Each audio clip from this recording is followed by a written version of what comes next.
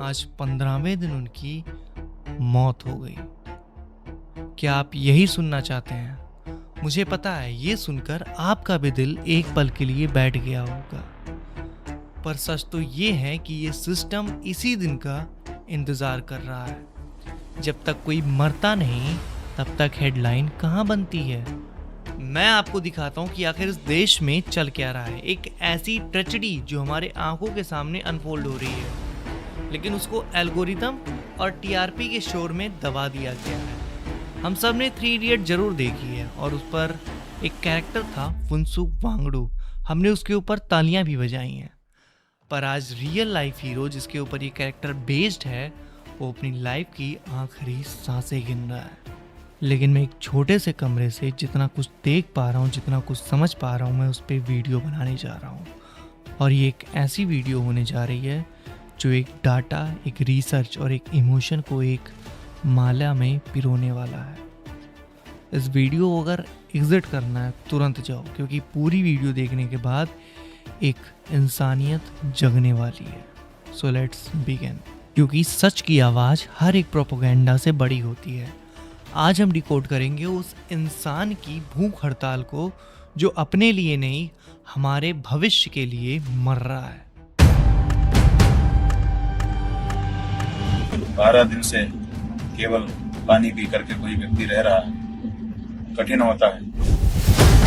पत्थर दिल सरकार है, जब आप जानते हो कि ये इस तरह की भाषा को समझती नहीं है, तो फिर क्यों आप अपना जीवन दांव पे लगाए जी।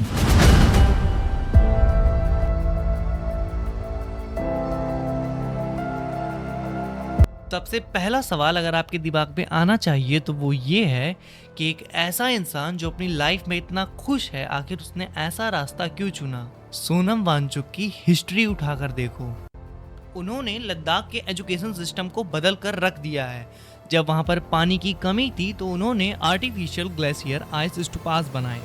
इस क्यों का जवाब है उस जमीन के नीचे जिसके ऊपर लद्दाख बसा है। ये एशिया का वाटर टावर है। यहाँ का ग्लेशियर लगभग 2 बिलियन लोगों को पानी सप्लाई करता है और इस वक्त ये पानी, ये पहाड़ खतरे में है।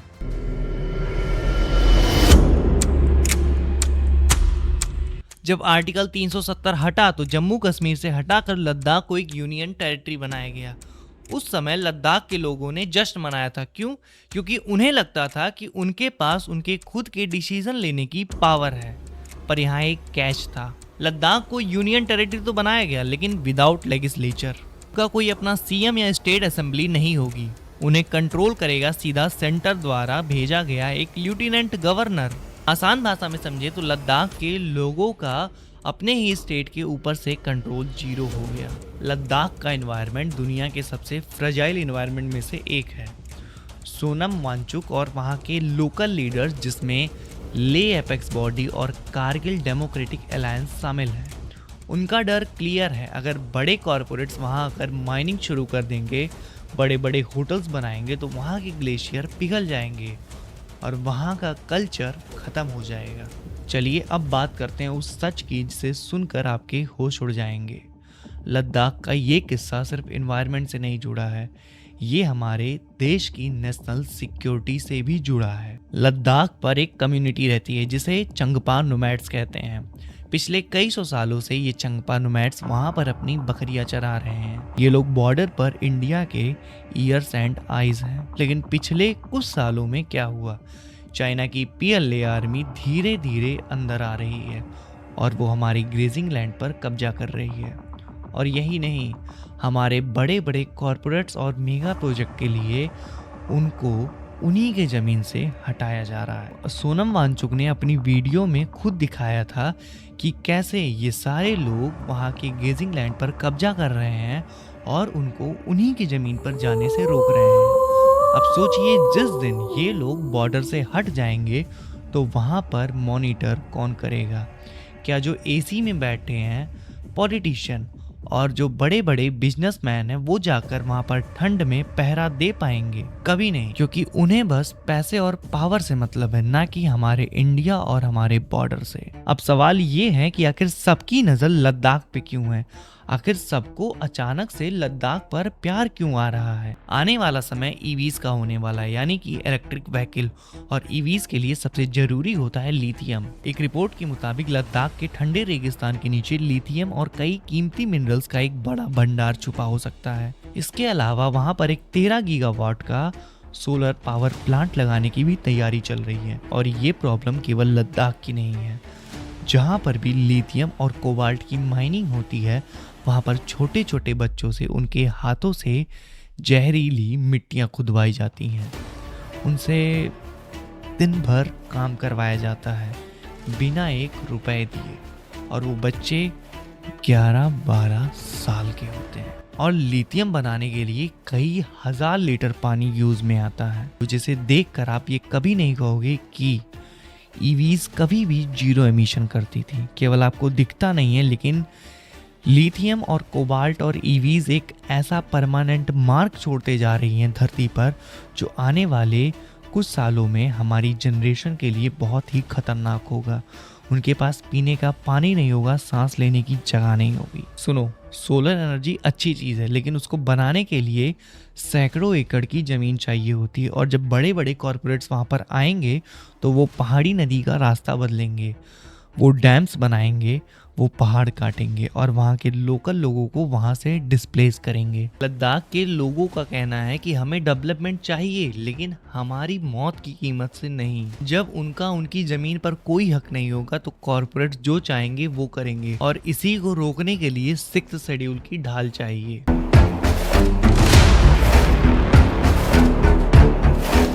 तो इसका सॉल्यूशन क्या है? सॉल्यूशन है हमारा संविधान, जिसके ऊपर मैंने पिछली वीडियो में बात की थी। मैंने पिछली वीडियो में बताया था कि संविधान किसने लिखा है। अगर आपका जवाब संविधान लिखने वाले डॉक्टर भीमराव अंबेडकर है तो आप गलत हो। और मैं ये पूरे दावे के साथ कह रहा हूँ कि आपको नहीं पता होगा कि संविधान किसने लिखा है। मेरी इस वीडियो में जाकर एक बार जरूर देखो। ये लोकल लोगों को ऑटोनॉमस डिस्ट्रिक्ट काउंसिल्स यानी कि ADCs का पावर देता है।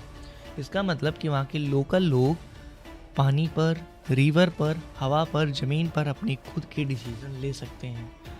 उनको अपने डिसीजन लेने के लिए दिल्ली के AC रूम से बार बार गुहार लगाने की ज़रूरत नहीं है। अब एक शॉकिंग चीज़ सुनिए। National commission for scheduled tribes ने एक्सप्लिसिटली रिकमेंड किया था कि लद्दाख को भी 6 शेड्यूल में आना चाहिए, और 2019 में इलेक्शन के टाइम पे सरकार ने अपने मैनिफेस्टो में इसका वादा किया था, लेकिन सरकार जीतने के बाद हवा हो गई। चाहूंगा लद्दाख के इन तमाम लोगों की तरफ से, आपने संसदीय चुनाव में नंबर 1, नंबर 2, नंबर 3 पर रखा है declaration of Ladakh under 6th schedule of Indian constitution, tribal area declaration.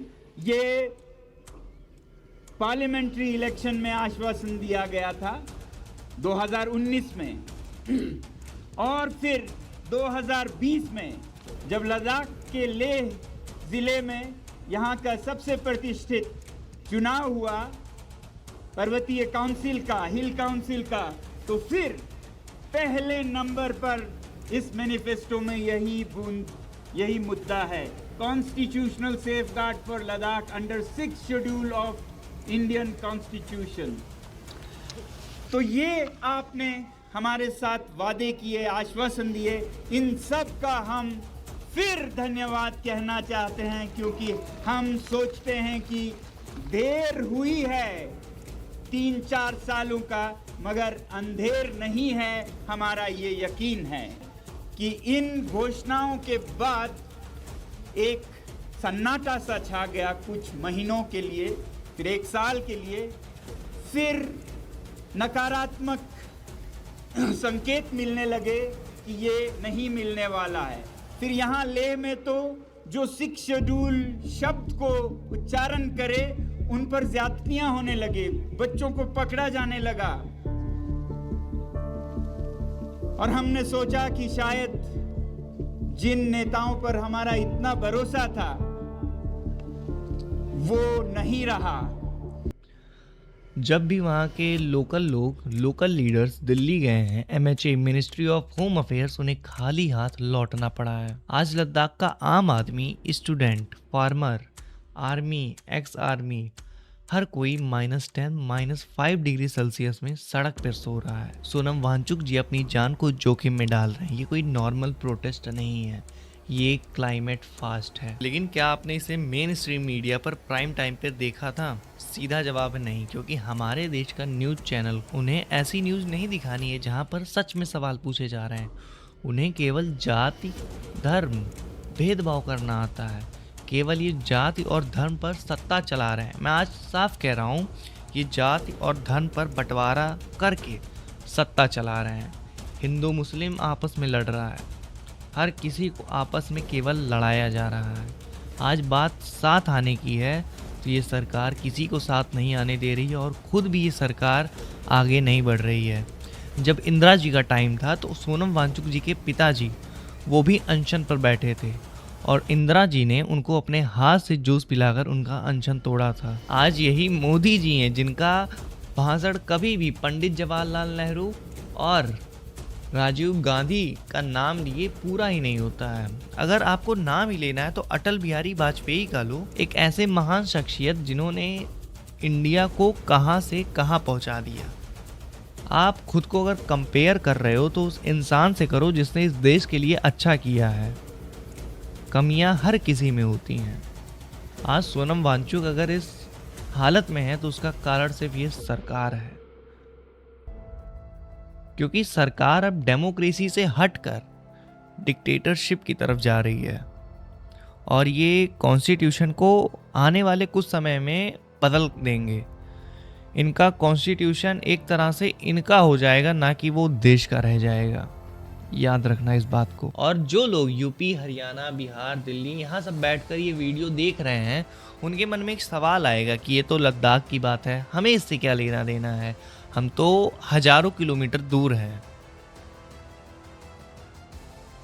लेना देना है। अब जो डाटा मैं आपको दिखाने जा रहा हूँ उसे ध्यान से देखना। लद्दाख को एशिया का वाटर टावर कहा जाता है। इंडस रिवर सिस्टम यानी कि सिंधु नदी का पूरा नेटवर्क यहीं से निकलता है। अगर लद्दाख में माइंडलेस कॉन्ट्रैक्शन और माइनिंग की वजह से वहाँ का टेम्परेचर 1 या 2 डिग्री से भी ऊपर नीचे हुआ तो वहाँ के ग्लेशियर 50% पिघलना शुरू हो जाएंगे। इसका असर क्या होगा? शुरुआत में तो बाढ़ आएगी, जैसे आपने केदारनाथ और हिमाचल में देखा होगा, और आने वाले 10-20 सालों में ये नदियाँ एकदम से सूख जाएंगी और हरियाणा, पंजाब, बिहार, यूपी में जितने भी अनाज आपके घर में आते हैं वो अनाज बनना बंद हो जाएंगे। अब आप बताइए कि ये मसला लद्दाख का है या हमारी खुद की ज़िंदगी का? क्योंकि इंसानी फितरत होता है, जब तक उस पर बीतती नहीं उसे समझ नहीं आता। तो अब समझो कि तुम पर भी बीतेगी। एक आदमी जो माइनस टेम्परेचर पर केवल नमक और पानी पीकर जिंदा है, एक इंसान जो अपने आने वाले फ्यूचर को लेकर टेंशन में है, उसको बचाने की कोशिश कर रहा है। मैं आज आपसे बस एक सवाल पूछूंगा, अगर कल को हिमालयास के ग्लेशियर पिघल गए, पानी का संकट हमारे नॉर्थ इंडिया में आ गया, तो एक बात बताओ, तुम किसको ब्लेम करोगे? खुद को, सरकार को, या फिर सोनम वांगचुक जी? तुम्हारे पास कोई रास्ता नहीं, क्योंकि आज टाइम है, अभी भी टाइम है। और हम कभी रील स्क्रॉल कर रहे हैं, कभी मीम शेयर कर रहे हैं, लेकिन अगर असली लड़ाई है तो अपने हक के लिए लड़ो। पानी बिना मर जाओगे। ये सब इग्नोर करने से न तुम बचने वाले हो, न आने वाली जनरेशन। मैं अपनी तरफ से ये सारी चीज़ें कर रहा हूँ, मैं डाटा कलेक्ट कर रहा हूँ, रिसर्च कर रहा हूँ, इस वीडियो को बना रहा हूँ जिससे ये मेरी बातें आप तक पहुँचे। अब आपका काम है कि इस वीडियो को शेयर करो और उस इंसान तक पहुँचाओ जिसको ये लगता है कि इस देश में सब कुछ सही चल रहा है, उसे जगाओ। अगर आज हमने सोनम वांगचुक जी को अकेला छोड़ दिया तो याद रखना, हम एक इंसान को नहीं, इस देश की जमीर के मौत के जिम्मेदार होंगे। इसीलिए आज इस वीडियो के आखिरी में मैं कोई नॉर्मल तरीके से सब्सक्राइब और लाइक की भीख नहीं मांगने वाला हूँ। आज मेरी एक सीधी अपील है, इस देश के जिस भी इंसान में थोड़ी सी भी जमीर बची है, जो इस प्रोटेस्ट में जाने के काबिल है, जिसके पास टाइम है, जिसके पास ताकत है, वो इस प्रोटेस्ट में जरूर जाओ। क्योंकि लद्दाख को इस समय आपको सिंपैथी की नहीं, आपकी मौजूदगी की ज़रूरत है। और वो लोग जो वहाँ नहीं जा सकते, जो मेरी तरह एक स्टूडेंट हैं, जो अपनी पढ़ाई और अपनी जिम्मेदारियों के बीच अपने घर से उस बर्फ़ में जाकर नहीं बैठ सकते, वो क्या करें। तो अपनी आवाज को हथियार बनाओ, इस वीडियो को शेयर करो और अपनी खुद की वीडियो बनाओ, अपना कैमरा ऑन करो और लद्दाख के सपोर्ट में बोलना शुरू करो। और हाँ, मेरी कॉकरोच जनता पार्टी से एक अपील है, चाहे वो दीपक हो या फिर उस पार्टी का कोई और मेंबर, अगर आप तक ये वीडियो पहुंच रही है तो अपने ग्रुप में एक बार इस वीडियो को सर्कुलेट करो। और सबसे बड़ी बात है, इस समय कॉकरोच जनता पार्टी या कोई भी पार्टी ईगो में नहीं रहनी चाहिए। जिस दिन किसी भी पार्टी के पास अपना खुद का ईगो आ गया, वो पार्टी उस दिन खत्म हो जाएगी और वो उस देश को ले बीतेगी। अगर आपको सच में कुछ इस देश में बदलाव लाना है तो आपको एक बेस पकड़कर चलना होगा। शुरू में जिस तरह कॉकरोच जनता पार्टी सामने आई है वो बहुत ही काबिलिए तारीफ है, लेकिन अभी मुझे पता नहीं क्यों कॉकरोच जनता पार्टी का पल्ला भारी लग रहा है। और मैं पहले वार्न कर रहा हूं कि जो जितनी जल्दी उठता है उतनी जल्दी गिरता है। दीपक, आपसे मेरी सीधे अपील है कि कॉकरोच जनता पार्टी एक अच्छी पार्टी है, लेकिन इसको राजनीतिक नहीं समाज के लिए बनाइए, इसमें राजनीति मत करिए। ये वक्त ईगो में बैठने का नहीं है, एक साथ आओ, साथ मिलकर इस देश को बचाएंगे। बहुत सारी चीजों से इस देश को बचाना है। बगावत की जरूरत 1947 में भी थी, बगावत की जरूरत आज भी है। बस उस समय हमारे लोगों को ये पता था कि बगावत करनी चाहिए, वो साथ आए थे। आज ये सिस्टम ने हमको इस तरह गुमराह कर दिया है कि हमें पता ही नहीं कि बगावत करनी है। उस टाइम तो सब ये कहते थे कि भगत सिंह, गांधी जी, हम उनके टाइम पे नहीं थे। आज तुम्हारे सामने एक इंसान, महान इंसान खड़ा है, उसकी तुम उसके साथ नहीं खड़े हो पा रहे हो। तुम भगत सिंह और गांधी जी की बात करते थे। भरत तिवारी एक ऐसा इंसान था जिसने इस देश की आंखें एक पल के लिए खोल दी थी, लेकिन सिस्टम ने उसकी आंखें हमेशा के लिए बंद कर दी। तुम रोए थे भगत सिंह के लिए, तुम रोए थे भरत तिवारी के लिए, और तुम रोओगे सोनम वांगचुक के लिए, क्योंकि अभी भी टाइम है, इस देश को बचा लो। याद है ना पंडित जी ने क्या कहा था? इस देश को संभाल लेना, वरना 75 साल बाद कोई गंवार इसको धर्म के नाम पर बांट देगा। वक्त आ गया है चुनने का, अकेले बैठे रहोगे या मिलकर आवाज उठाओगे। जय हिंद।